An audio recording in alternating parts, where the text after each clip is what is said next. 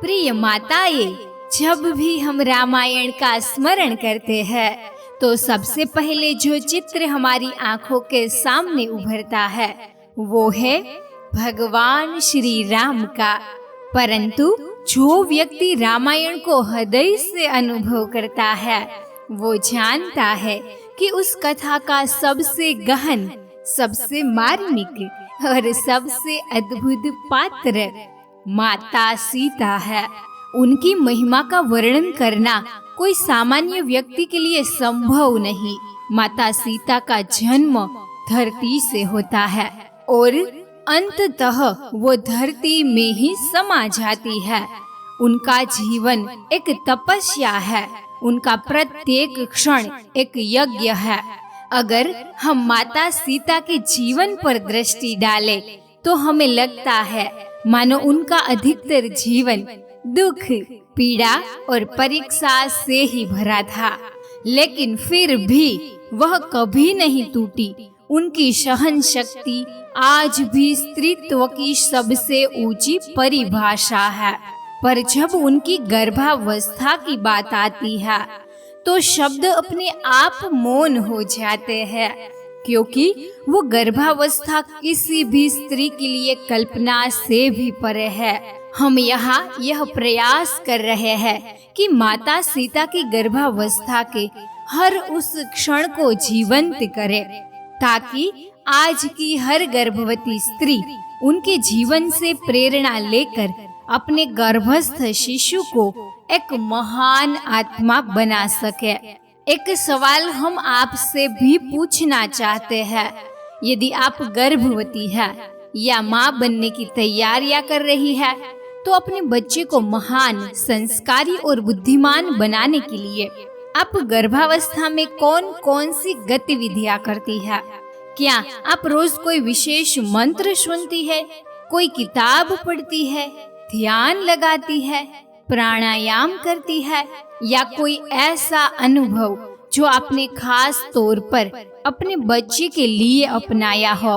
कृपया हमें comment box में जरूर बताइए। आपका अनुभव और तरीका किसी और माँ के लिए प्रेरणा बन सकता है। जिस स्त्री का जन्म धरती से हुआ, जिसकी परवरिश जनक जैसे राजश्री ने की, जिसे पत्नी रूप में भगवान श्री राम जैसा पुरुषोत्तम मिला, उस स्त्री का जीवन तो सुखों से भरा होना चाहिए था, परंतु नियति को कुछ और ही स्वीकार था। जब भगवान राम को वनवास मिला, माता सीता ने बिना किसी शिकायत के अपना सुख वैभव त्याग दिया। पति धर्म निभाते हुए कांटों भरे पथ पर चल पड़ी। वनवास समाप्त हुआ, अयोध्या लौटे, राज्याभिषेक हुआ। फिर भी माता सीता को अग्नि परीक्षा देनी पड़ी और उन्होंने मौन रहकर वह भी सह लिया। परंतु पीड़ा तो तब प्रारंभ हुई जब माता सीता गर्भवती हुई और उन्हें राज्य से त्याग दिया गया, जहाँ एक गर्भवती स्त्री को भरपूर स्नेह, ध्यान और सेवा की आवश्यकता होती है। माता सीता को वहाँ मिला निर्वासन, ना पति, ना परिवार, ना सेविकाएं। मातृत्व के उस पवित्र समय में माता सीता को अकेले वन में छोड़ दिया गया। क्या आप कल्पना कर सकती है उस पीड़ा की? गर्भ में शिशु पल रहा है, पर हर दिन आंखें आंसुओं से भरी है।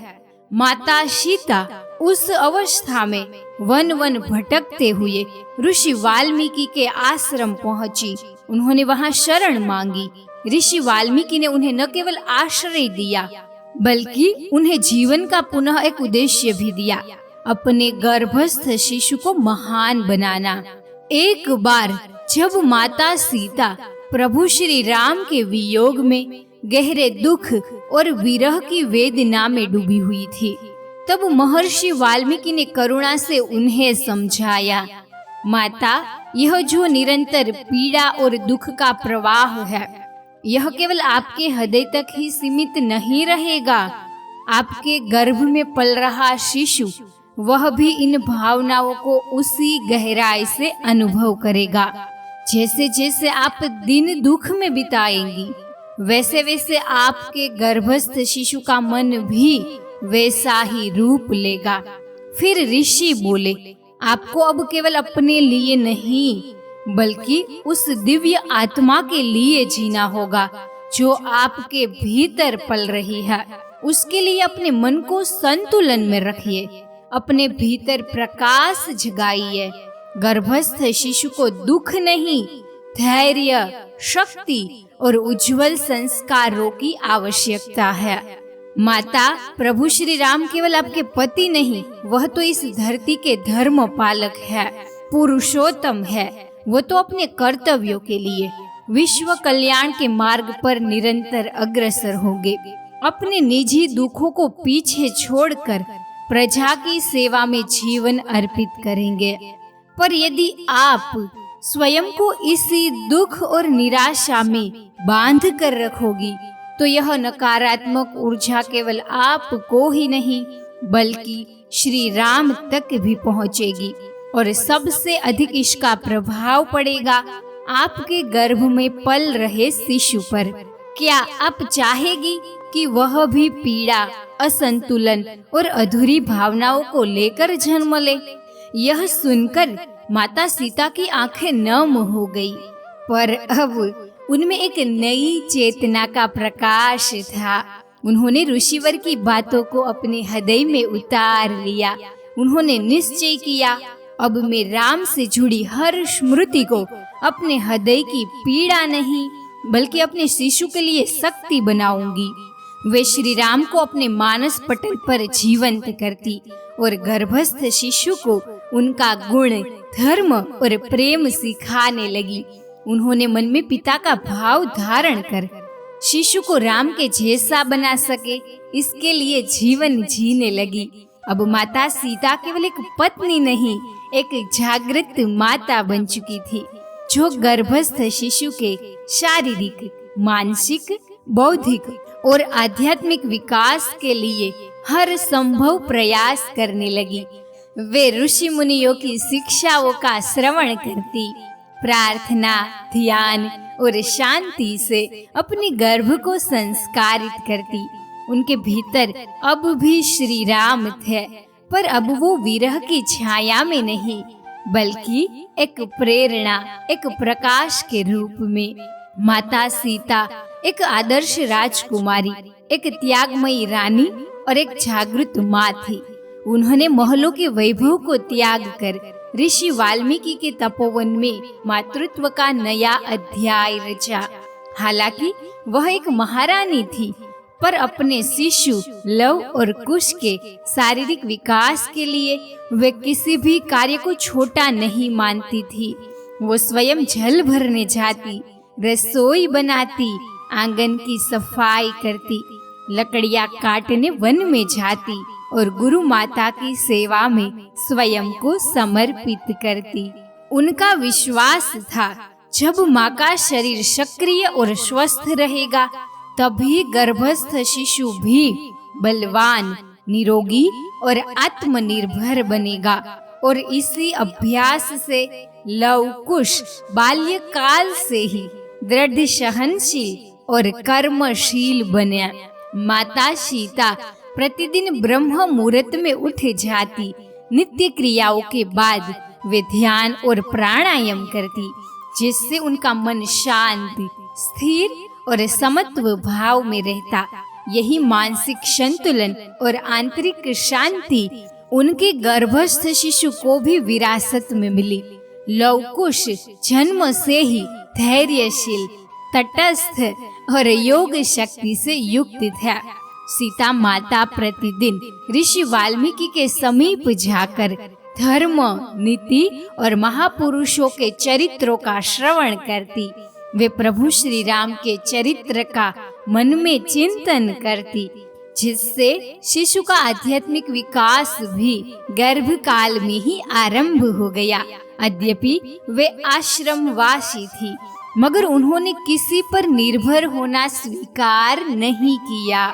वे आश्रम में रुचि कन्याओं को शिक्षित करती, विद्या का दान देती और बदले में जो थोड़े बहुत अनाज, फल या जीवन उपयोगी वस्तुएं मिलती, उन्हीं से अपनी तथा अपने गर्भस्थ शिशु की आवश्यकताएं पूरी करती।